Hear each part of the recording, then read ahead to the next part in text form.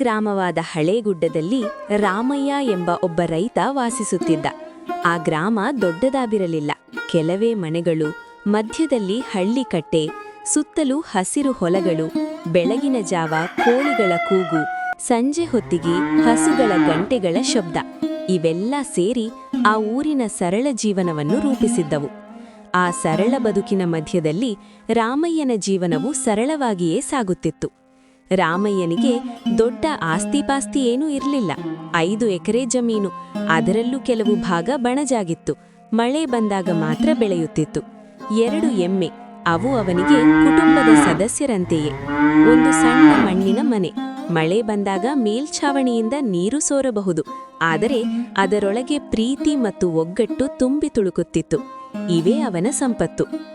ಆದರೆ ರಾಮಯ್ಯನ ದೊಡ್ಡ ಸಂಪತ್ತು ಅವನ ಮನಸ್ಸು. ಅವನು ಎಂದಿಗೂ ತನ್ನ ಬಡತನವನ್ನು ದೂರುಕೊಡಲಿಲ್ಲ. ನಮ್ಮ ಬಳಿ ಇರುವುದನ್ನು ಧನ್ಯವಾಗಿಸಿಕೊಳ್ಳಬೇಕು ಎಂಬುದು ಅವನ ನಂಬಿಕೆ.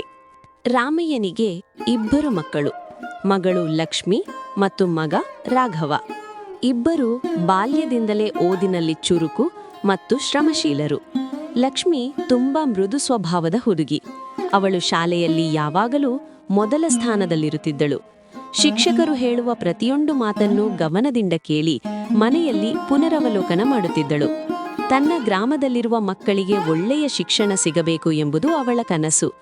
ನಾನು ಶಿಕ್ಷಕಿಯಾಗಬೇಕು, ಮಕ್ಕಳ ಜೀವನದಲ್ಲಿ ಬೆಳಕು ಹಚ್ಚಬೇಕು ಎಂದು ಅವಳು ಆಗಾಗ ಹೇಳುತ್ತಿದ್ದಳು. ರಾಘವ ಚುರುಕು ಮತ್ತು ಕುತೂಹಲದಿಂದ ಕೂಡಿದ ಹುಡುಗ. ಅವನಿಗೆ ಯಂತ್ರಗಳು, ಸೇತುವೆಗಳು, ಮನೆಗಳ ವಿನ್ಯಾಸ ನೋಡಲು ತುಂಬಾ ಆಸಕ್ತಿ. ಹಾಳಾದ ವಸ್ತುಗಳನ್ನು ಸರಿಪಡಿಸುವುದರಲ್ಲಿ ಅವನು ನಿಪುಣ.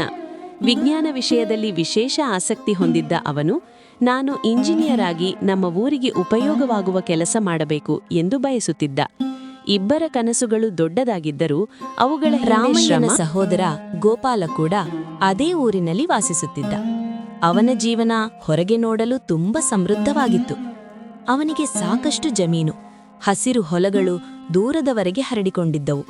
ದೊಡ್ಡ ಪಕ್ಕಾ ಮನೆ, ಟ್ರ್ಯಾಕ್ಟರ್, ಕೃಷಿ ಯಂತ್ರೋಪಕರಣಗಳು, ಬ್ಯಾಂಕ್ನಲ್ಲಿ ಹಣ, ಯಾವ ಕೊರತೆಯೂ ಇರಲಿಲ್ಲ.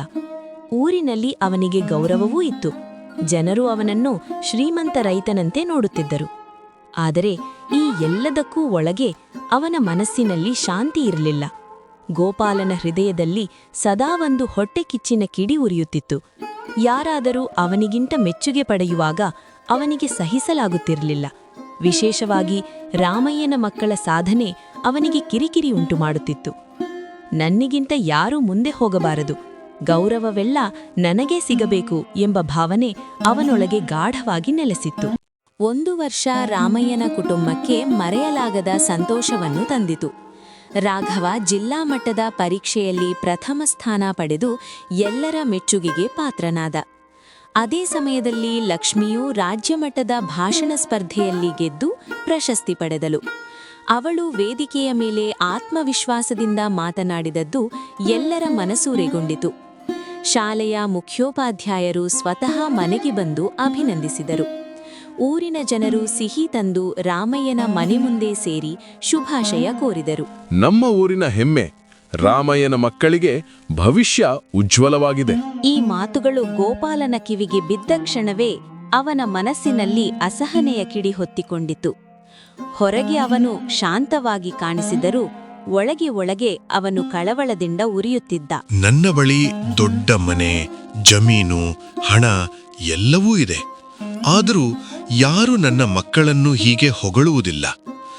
ಎಲ್ಲ ಮೆಚ್ಚುಗೆಯೂ ರಾಮಯ್ಯನ ಮಕ್ಕಳಿಗೇ ಏಕೆ ಎಂಬ ಪ್ರಶ್ನೆ ಅವನ ಮನಸ್ಸನ್ನು ಕಾಡತೊಡಗಿತು. ಹೋಲಿಕೆ ಮತ್ತು ಅಹಂಕಾರ ಅವನ ಆಲೋಚನೆಗಳನ್ನು ಆವರಿಸಿತು. ಅವನ ಮುಖದ ಬೇಸರವನ್ನು ಗಮನಿಸಿದ ಸೀತಾ, ಅವರು ಶ್ರಮಪಟ್ಟು ಓದುತ್ತಿದ್ದಾರೆ, ಅದಕ್ಕೆ ಜನರು ಮೆಚ್ಚುತ್ತಾರೆ. ನೀನು ಹೊಟ್ಟೆ ಕಿಚ್ಚು ಬಿಡು. ನಮ್ಮ ಮಕ್ಕಳಿಗೂ ಪ್ರೀತಿ ಮತ್ತು ಪ್ರೋತ್ಸಾಹ ಕೊಟ್ಟರೆ ಅವರು ಕೂಡ ಮುಂದುವರಿಯುತ್ತಾರೆ. ಆದರೆ ಗೋಪಾಲ ಸೀತಾಳ ಮಾತನ್ನು ಗಮನಿಸಲಿಲ್ಲ. ಅವನ ಮನಸ್ಸಿನಲ್ಲಿದ್ದ ಹೊಟ್ಟೆ ಕಿಚ್ಚು ದಿನೇ ದಿನೇ ಹೆಚ್ಚುತ್ತಾ ಹೋಯಿತು. ಇತರರ ಯಶಸ್ಸನ್ನು ಒಪ್ಪಿಕೊಳ್ಳುವ ಧೈರ್ಯ ಅವನಿಗಿರಲಿಲ್ಲ. ತನ್ನ ಅಸಹನೆಯನ್ನು ಮರೆಮಾಚಲು ಅವನು ತಪ್ಪು ದಾರಿಯನ್ನು ಆಯ್ಕೆ ಮಾಡಿಕೊಂಡ. ರಾಮಯ್ಯನ ಮಕ್ಕಳ ಸಾಧನೆಯನ್ನು ಕಡಿಮೆ ಮಾಡುವ ಉದ್ದೇಶದಿಂದ ಊರಿನಲ್ಲಿ ಸುಳ್ಳು ಸುದ್ದಿಗಳನ್ನು ಹರಡಲು ಪ್ರಾರಂಭಿಸಿದ. ಅವರು ಲಂಚ ಕೊಟ್ಟು ಅಂಕ ತಂದುಕೊಂಡಿದ್ದಾರೆ. ಅಷ್ಟು ದೊಡ್ಡ ಸಾಧನೆ ಸತ್ಯವಾಗಿರಲಾರದು. ನೀವೆಲ್ಲರೂ ಅದನ್ನು ನಂಬಬೇಡಿ. ಎಂದು ಕೆಲವರ ಕಿವಿಯಲ್ಲಿ ಹೇಳುತ್ತಿದ್ದ. ಕೆಲವರು ಅವನ ಮಾತು ನಂಬದೆ ನಿರ್ಲಕ್ಷಿಸಿದರು. ಆದರೆ ಕೆಲವರ ಮನಸ್ಸಿನಲ್ಲಿ ಅನುಮಾನ ಬೀಜ ಬಿತ್ತಲು ಅವನ ಮಾತು ಸಾಕಾಯಿತು. ಹೀಗೆ ಗೋಪಾಲ ತನ್ನ ಹೊಟ್ಟಕಿಚ್ಚಿನ ಕಾರಣದಿಂದ ಸಂಬಂಧದ ಮೌಲ್ಯ ಮರೆತು ಸತ್ಯಕ್ಕೆ ವಿರುದ್ಧವಾಗಿ ನಡೆದುಕೊಳ್ಳತೊಡಗಿದ. ಕಾಲ ಕಳೆಯಿತು. ರಾಘವ ತನ್ನ ಕನಸಿನತ್ತ ಇನ್ನೊಂದು ಹೆಜ್ಜೆ ಇಡುವ ಸಮಯ ಬಂತು. ಅವನು ಇಂಜಿನಿಯರಿಂಗ್ ಕಾಲೇಜಿಗೆ ಸೇರಲು ಅರ್ಜಿ ಹಾಕಿದ. ಉತ್ತಮ ಅಂಕಗಳಿದ್ದ ಕಾರಣ ಅವನಿಗೆ ಪ್ರವೇಶ ಸಿಗುವ ವಿಶ್ವಾಸವೂ ಇತ್ತು. ಆದರೆ ಓದಿಗೆ ಬೇಕಾದ ಶುಲ್ಕ ದೊಡ್ಡ ಮೊತ್ತವಾಗಿತ್ತು. ಅದಕ್ಕಾಗಿ ರಾಮಯ್ಯ ಬ್ಯಾಂಕ್ನಲ್ಲಿ ಸಾಲಕ್ಕೆ ಅರ್ಜಿ ಹಾಕಿದ. ಇದೇ ಸಮಯದಲ್ಲಿ ಗೋಪಾಲ ತನ್ನ ಹೊಟ್ಟೆಕಿಚ್ಚಿನ ಪ್ರೇರಣೆಯಿಂದ ಮತ್ತೊಂದು ಕುತಂತ್ರ ಹೂಡಿದ. ಬ್ಯಾಂಕ್ನಲ್ಲಿ ಕೆಲಸ ಮಾಡುವ ಪರಿಚಿತನ ಮೂಲಕ ರಾಮಯ್ಯನ ಸಾಲದ ಅರ್ಜಿಯನ್ನ ಉದ್ದೇಶಪೂರ್ವಕವಾಗಿ ತಡ ಮಾಡಿಸಿದ. ಸಾಹೇಬರೇ, ಹೇಗಾದ್ರೂ ಮಾಡಿ ಆ ರಾಮಯ್ಯನ ಸಾಲದ ಅರ್ಜಿಯನ್ನ ತಡ ಮಾಡಿ. ಇಲ್ಲ ಅಂದ್ರೆ ಸಾಧ್ಯವಾದರೆ ವಜಾ ಮಾಡಿಬಿಡಿ. ನಿಮಗೆ ನಾನು ಕೊಡಬೇಕೋ ಅದನ್ನ ಕೊಡ್ತೀನಿ. ಹಣ ಸಿಗದಿದ್ದರೆ ರಾಘವ ಕಾಲೇಜಿಗೆ ಹೋಗಲಾರ. ಆಗ ಅವರ ಹೆಮ್ಮೆ ಕಡಿಮೆಯಾಗುತ್ತದೆ. ಆದರೆ ಸತ್ಯ ಮತ್ತು ಒಳ್ಳೆತನಕ್ಕೆ ದೇವರ ಸಹಾಯ ಸದಾ ಇರುತ್ತದೆ. ವಿಷಯ ತಿಳಿದ ಊರಿನ ಹಿರಿಯರು ಮಧ್ಯಸ್ಥಿಕೆ ವಹಿಸಿದರು. ಶಿವಣ್ಣ ಎಂಬ ಗೌರವಾನ್ವಿತ ಹಿರಿಯರು ಎಲ್ಲರನ್ನೂ ಕರೆದರು. ನಮ್ಮೂರಿನಲ್ಲಿ ಒಬ್ಬರ ಮೇಲೊಬ್ರು ಹೊಟ್ಟೆ ಕಿಚ್ಚಿಟ್ಕೊಂಡ್ರೆ ಒಗ್ಗಟ್ಟು ಹಾಳಾಗುತ್ತೆ. ಗೋಪಾಲ ಮಾಡ್ತಿರೋದು ಸರಿಯಲ್ಲ. ರಾಮಯ್ಯ ತುಂಬಾ ಒಳ್ಳೆಯ ಮನುಷ್ಯ, ಅಂತವನಿಗೆ ಕೇಡು ಬಯಸ್ತಿದ್ದಾನೆ. ಅವನಿಗೆ ಕಾಲನೇ ಬುದ್ಧಿ ಕಲಿಸುತ್ತೆ. ರಾಘವ ನಮ್ಮೆಲ್ಲರ ಮಗನಂತೆ. ನಾವೆಲ್ಲರೂ ಸೇರಿ ಅವನಿಗೆ ದುಡ್ಡಿನ ಸಹಾಯ ಮಾಡೋಣ. ಅವರ ಮಾತುಗಳಿಂದ ಗ್ರಾಮಸ್ಥರ ಮನಸ್ಸು ಸ್ಪರ್ಶಿತವಾಯಿತು. ಎಲ್ಲರೂ ತಮ್ಮ ಸಾಮರ್ಥ್ಯಕ್ಕೆ ತಕ್ಕಂತೆ ಹಣ ಸಹಾಯ ಮಾಡಿದರು. ರಾಮಯ್ಯನ ಕಣ್ಣುಗಳಲ್ಲಿ ಸಂತೋಷದ ಕಣ್ಣೀರು ಹರಿದವು. ರಾಮಯ್ಯನ ಮಗಳು ಲಕ್ಷ್ಮಿ ಶಿಕ್ಷಕಿಯಾಗಲು ತರಬೇತಿ ಕಾಲೇಜಿಗೆ ಹೋಗಬೇಕಾಯಿತು. ಗೋಪಾಲ ಮತ್ತೆ ಅಡ್ಡಿಪಡಿಸಲು ಯತ್ನಿಸಿದ. ಅವನು ಕಾಲೇಜಿನ ಪ್ರಿನ್ಸಿಪಾಲ್ ಬಳಿ ಹೋಗಿ ತಪ್ಪು ಮಾಹಿತಿ ನೀಡಿದ. ಪ್ರಿನ್ಸಿಪಾಲ್ ಸಾಹೇಬ್ರೆ, ಆ ರಾಮಯ್ಯನ ಮಗಳು ಲಕ್ಷ್ಮಿ ಅವಳಿಗೇನು ಸರಿಯಾಗಿ ಓದೋದಕ್ಕೆ ಬರೋದಿಲ್ಲ. ಇನ್ನು ಮಕ್ಕಳಿಗೇನು ಹೇಳ್ಕೊಡ್ತಾಳೆ? ಅವಳು ಬಳಿ ಇರುವ ಮಾರ್ಕ್ಸ್ ಕಾರ್ಡ್ಗಳೆಲ್ಲ ಸುಳ್ಳು. ಅವಳಿಗೆ ನಿಮ್ಮ ಕಾಲೇಜಲ್ಲಿ ಕೆಲಸ ಕೊಡಬೇಡಿ. ಕೊಟ್ರೆ ನಿಮ್ಮ ಕಾಲೇಜ್ನ ಮರ್ಯಾದೆ ಹೋಗುತ್ತೆ. ಆದರೆ ಸತ್ಯ ಯಾವಾಗಲೂ ಜಯಿಸುತ್ತದೆ. ಪ್ರಿನ್ಸಿಪಾಲ್ ಎಲ್ಲ ವಿಚಾರವನ್ನು ಪರಿಶೀಲಿಸಿದಾಗ ಗೋಪಾಲನ ಸುಳ್ಳು ಬಹಿರಂಗವಾಯಿತು.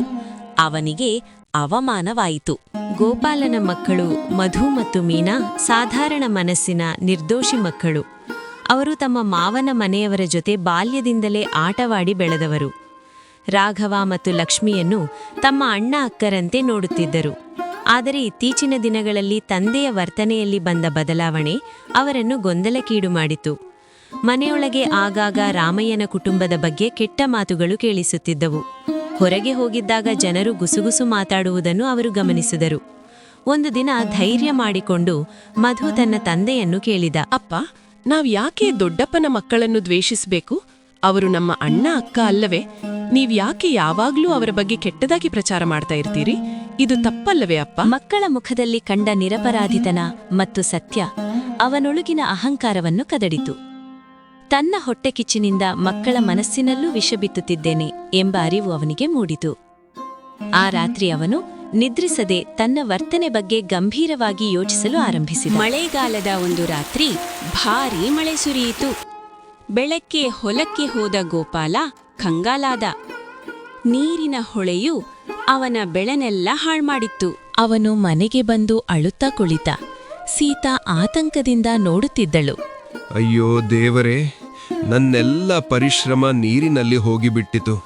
ಈಗ ಸಾಲ ಹೇಗೆ ತೀರಿಸಲಿ? ಅಷ್ಟರಲ್ಲಿ ರಾಮಯ್ಯ, ರಾಘವ ಮತ್ತು ಲಕ್ಷ್ಮಿ ಮನೆಗೆ ಬಂದರು. ಗೋಪಾಲ, ನಿನಗಾದ ನಷ್ಟದ ವಿಷಯ ಕೇಳಿದೆವು.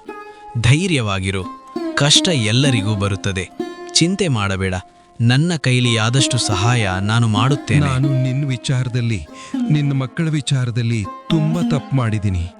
ಆದ್ರೂ ನೀವು ಅದನ್ನೆಲ್ಲ ಮನಸ್ಸಲ್ಲಿ ಇಟ್ಕೊಳ್ದೆ ಬಂದಿದ್ದೀರಲ್ಲ. ರಾಘವ ಮತ್ತು ಲಕ್ಷ್ಮಿ ತನ್ನ ಕೈಯಲ್ಲಿರುವ ಲಕೋಟೆ ಕೊಟ್ಟು ಹೀಗೆ ಹೇಳಿದರು. ಚಿಕ್ಕಪ್ಪ, ಇದು ನನ್ನ ಸ್ಟೈಪೆಂಡಿಂದ ಉಳಿಸಿದ ಹಣ ಹಾಗೂ ಲಕ್ಷ್ಮಿಯ ಟ್ಯೂಷನಿಂದ ಬಂದ ಹಣ.